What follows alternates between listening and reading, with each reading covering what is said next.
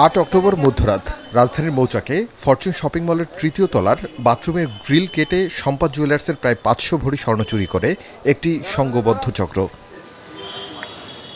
চাঞ্চল্যকর ওই ঘটনার পরপরই গোয়েন্দা তথ্যের ভিত্তিতে অভিযান শুরু করে ডিবি।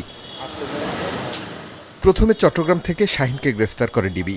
তার দেয়া তথ্যের ভিত্তিতে ফরিদপুরে অভিযান চালিয়ে প্রথমে প্রায় 100 ভরির মতো স্বর্ণ উদ্ধার করা হয়। এরপর বরিশালে অভিযান চালানো হয় আরেক সহযোগী সুমনের বাড়িতে। সেখানে বাকি 90 ভরি স্বর্ণ উদ্ধার করে ডিবির অভিযান পরিচালনাকারী দলটি। স্বর্ণ চুরির ঘটনায় আরও 2 অভিযুক্ত উত্তম কানাই ও নুরুদ্দিনকে গ্রেফতার করা হয়েছে। সুমনের কাছে আরও স্বর্ণ থাকতে পারে বলে প্রাথমিকভাবে ধারণা করছে ডিবির অভিযান পরিচালনাকারী দলটি। এটা এখনো বিক্রির পর্যায়ে যেতে পারেনি। ওরা একটা জায়গায় শুধু দুটো স্বর্ণ গলায় ছিল, গলায় রাখছে, সেটাও আমরা উদ্ধার করেছি।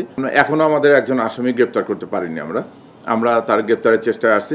তাকে গ্রেপ্তার করলে তখন আমরা টোটাল জানতে পারবো যে কত এবং বাকি কোনো স্বর্ণ তার কাছে আছে কিনা। শুক্রবারের দিন অভিযুক্তরা 2021 সালে কর্ণফুলী মার্কেটে চুরির ঘটনায় জড়িত ছিল বলেও জানায় ডিবি প্রধান। জানেন 8 দিনের ভিতর আমরা এই রহস্য উদ্ঘাটন করতে পারছি। আরিফ হোসেন, এখন, ঢাকা।